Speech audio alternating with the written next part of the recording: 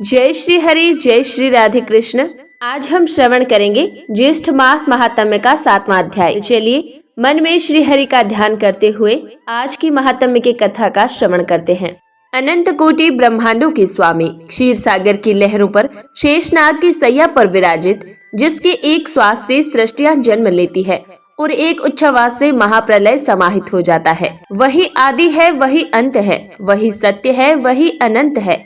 जब जब इस धरा पर अधर्म के बादल छाए, जब जब मानवता ने त्राही त्राही पुकारा, तब तब उस परमेश्वर ने कभी मत्स्य बनकर वेदों की रक्षा की, कभी कूर्मा बनकर मंदराचल पर्वत को साधा, कभी नृसिंह बनकर हिरण्यकश्यप के अहंकार को चीरा, तो कभी राम और कृष्ण बनकर कर्म और मर्यादा का मार्ग प्रशस्त किया।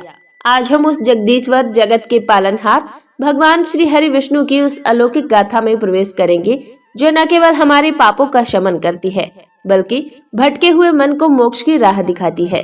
ये कथा केवल शब्दों का संग्रह नहीं है, उस दिव्य ऊर्जा का अनुभव है जो कण कण में व्याप्त है। पीताम्बरधारी, चतुर्भुजधारी, जिनके हाथों में सुदर्शन चक्र दुष्टों का काल है और कौमोद की गदा धर्म का आधार है, जिनके वक्ष स्थल पर भृगु की चरण रज अंकित है और हृदय में साक्षात महालक्ष्मी का वास है। आइए भक्ति के इस रस में सरोबार होकर अपने अंतर मन के कपाट खोलें और श्रवण करें स्कंद पुराण के रहस्यों से भरी वो पावन कथा, जिससे सुनने मात्र से 7 जन्मों के पाप नष्ट हो जाते हैं। तो भक्तों, अपनी चेतना को एकाग्र करें, मन में श्री हरि का ध्यान करें और साक्षात नारायण की महिमा का श्रवण करें, जो आपके जीवन के अंधकार को मिटाकर ज्ञान का अलौकिक प्रकाश भरेगी। तो भक्तों, ज्येष्ठ मास की शुक्ल अष्टमी कोई साधारण तिथि नहीं है। स्कंद पुराण के अनुसार जब संसार में अधर्म का अंधकार बढ़ गया और असुरों ने स्वर्ग पर अधिकार कर लिया, तब देवताओं की शक्ति क्षीण होने लगी थी। ज्येष्ठ की इस भयंकर गर्मी में जब जल के स्रोत सूख रहे थे, तब देवताओं ने हिमालय की कंदराओं में माँ आदि शक्ति की आराधना की थी। आज का दिन शुक्रवार का दिन है, वो दिन जो माँ लक्ष्मी और शुक्रदेव को समर्पित है। स्कंद पुराण में वर्णन है कि ज्येष्ठ मास के शुक्रवार को जो स्त्री या पुरुष शुक्र व्रत का पालन करता है, उसके घर में दरिद्रता 7 जन्मों के लिए विदा हो जाती है। और आज के दिन ही देवी ने संसार को शीतलता प्रदान करने के लिए अवतार लिया था। स्कंद पुराण की एक कथा कहती है कि एक बार जब धरती पर ज्वरासुर का प्रकोप बढ़ा, तब माता ने इसी दिन अपने अमृतमय कलश से पूरी सृष्टि पर जल छिड़का था। शुक्रवार का दिन होने के कारण माता लक्ष्मी ने भी उस कलश में अपनी कृपा का वास किया। जो मनुष्य इस दिन अपने मन को शीतल रखता है और दूसरों के जीवन में शीतलता लाता है, उसे भगवान विष्णु अपने वैकुंठ धाम में स्थान देते हैं। शुक्रवार का दिन सुख और समृद्धि के कारक शुक्रदेव का दिन है, जो स्वयं भगवान विष्णु के अनन्य भक्त हैं।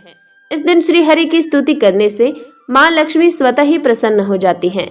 भगवान विष्णु का स्वरूप अत्यंत ही मनमोहक है। वे नील कमल के समान श्याम वर्ण वाले हैं, जिनके नेत्र कमल की पंखुड़ियों जैसे विशाल और कोमल हैं। उनके वक्ष स्थल पर श्रीवत्स का चिन्ह है और कौस्तुभ मणि धारण किए हुए हैं।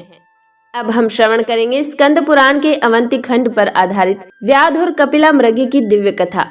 तो मेरे प्रिय दर्शकों, आज मैं आपको एक ऐसी कथा सुनाने जा रही हूँ जो ये सिद्ध करती है कि ईश्वर की कृपा पाने के लिए केवल ज्ञान ही नहीं, बल्कि अनजाने में किया गया सत्कर्म भी भाग्य की रेखाओं को बदल सकता है। ये कथा क्रूर शिकारी की है, जिसके जीवन में ज्येष्ठ मास और भगवान शिव की कृपा ने एक अभूतपूर्वक चमत्कार कर दिया। प्राचीन काल में विंध्याचल के घने जंगलों में क्रूर नाम का एक व्याध रहता था। उसका हृदय पत्थर के समान कठोर था और जीव हत्या ही उसका एकमात्र धर्म था। एक बार वह शिकार की तलाश में भटकते हुए बहुत दूर निकल गया। संध्या हो चुकी थी, पर उसे कोई शिकार नहीं मिला। भूख और प्यास से व्याकुल होकर वो शिकारी एक जलाशय के किनारे बेल के वृक्ष पर चढ़कर बैठ गया। उसे आशा थी कि रात के समय कोई न कोई पशु यहाँ जल पीने अवश्य आएगा। संयोगवश वो दिन महाशिवरात्रि का था। अनजाने में ही वह शिकारी पूरी रात जागता रहा, जो कि एक तरह से जागरण का व्रत बन गया। बेल के पेड़ पर बैठे बैठे वह अपनी प्यास बुझाने के लिए, ओस के कणों को झाड़ने के लिए बेल के पत्ते तोड़कर नीचे गिराता रहा। उसे ज्ञात नहीं था कि उसी वृक्ष के नीचे एक शिवलिंग स्थापित है। उसके द्वारा गिराया गया हर पत्ता भगवान शिव को अर्पित हो रहा था, जो कि अनजाने में ही उसकी महान सेवा बन गई। रात के पहले पहर में एक अत्यंत ही सुंदर हिरणी वहां जल पीने आई। शिकारी ने जैसे ही अपना धनुष ताना उस मृगी ने मनुष्य की वाणी में प्रार्थना की कि वह उसे अभी ना मारे, क्योंकि उसके छोटे बच्चे घर पर भूखे हैं। उसने शपथ ली कि वह अपने बच्चों को सुरक्षित स्थान पर छोड़कर उन्हें अंतिम बार दूध पिलाकर स्वयं मृत्यु के लिए वापस आ जाएगी। शिकारी को बड़ा विस्मय हुआ, पर न जाने क्यों उसका कठोर हृदय थोड़ा सा पिघल गया और उसने उसे जाने दिया। रात बीतती गई और एक एक करके 3 हिरनियां आई। उन सभी ने सत्य की शपथ ली और वापस आने का वचन दिया। पूरी रात बेल पत्रों से शिवलिंग का अभिषेक होता रहा, जिससे उस शिकारी के जन्म जन्मांतर के पाप कटने लगे थे। भोर की पहली किरण के साथ वह शिकारी देखकर दंग रह गया कि तीनों हिरनियां अपने वादे के अनुसार अपने परिवार सहित वहां खड़ी थी। उनकी सत्यनिष्ठा को देखकर शिकारी का अहंकार चूर चूर हो गया। उसने अपना धनुष फेंक दिया और उसकी आंखों से पश्चाताप के आंसू बहने लगे। जैसे ही उस व्याध का हृदय शुद्ध हुआ, आकाश मार्ग से पुष्पों की वर्षा होने लगी। साक्षात भगवान विष्णु और देवादिदेव वहां प्रकट हुए। भगवान ने बताया कि वह शिकारी और हिरनियां वास्तव में पूर्व जन्म के स्थापित गंधर्व थे, जिनका उद्धार इसी क्षण होना निश्चित था। भगवान विष्णु की कृपा और महादेव के इस दिव्य स्थान को कपिला संगम का नाम दिया गया। तो दर्शकों, ये कथा हमें सिखाती है कि ज्येष्ठ मास के इस तपन में प्रभु की भक्ति की राह में सत्य और दया ही सबसे बड़ा धर्म है। उस शिकारी ने अनजाने में शिव का पूजन किया और उसका जीवन धन्य हो गया। जो भी मनुष्य इस कथा को श्रद्धा पूर्वक सुनता है, उसके जीवन के कष्ट समाप्त हो जाते हैं और उसे वैकुंठ की प्राप्ति होती है। भगवान शिव ने उस शिकारी के पश्चाताप और मृगी की सत्यनिष्ठा से प्रसन्न होकर वहां एक जलधारा प्रकट की। स्कंद पुराण के अनुसार जहां उस शिकारी ने अपने पापों का त्याग किया और जहां कपिला मृगी ने सत्य की विजय पताका फहराई, वहां कपिला नदी का मिलन पुण्य सशिला शिप्रा से हुआ। इस संगम का नाम कपिला इसलिए पड़ा क्योंकि कपिला का अर्थ होता है परम पावन और दिव्य गुणों वाली। वह मृगी साक्षात धर्म का प्रतीक थी, इसलिए उस स्थान को सदा के लिए पावन करने हेतु महादेव ने उसे कपिला संगम के रूप में प्रतिष्ठित कर दिया। कपिला संगम में विधि विधान से स्नान करने से तर्पण और पूर्वजों को तृप्ति मिलती है। यदि किसी जातक की कुंडली में पितृदोष हो तो यहाँ का स्नान उसे दोष मुक्त करता है। ज्येष्ठ मास में ग्रहण काल के दौरान कपिला संगम पर एक बार डुबकी लगाने से ही वो पुण्य प्राप्त होता है जो 1000 अश्वमेघ यज्ञ करने से मिलता है। वहाँ श्रद्धा पूर्वक स्नान करने से मनुष्य के वाचिक, मानसिक और शारीरिक पाप नष्ट हो जाते हैं और शास्त्रों में कपिला गाय का दान सर्वश्रेष्ठ माना गया है। कपिला संगम पर स्नान करने वाले को बिना गाय दान किए ही उस महान दान के बराबर पुण्य की प्राप्ति होती है।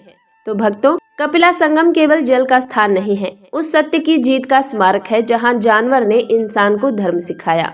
आज भी यहाँ की मिट्टी और जल में वो तेज मौजूद है जो भटकती हुई आत्माओं को राह दिखाता है।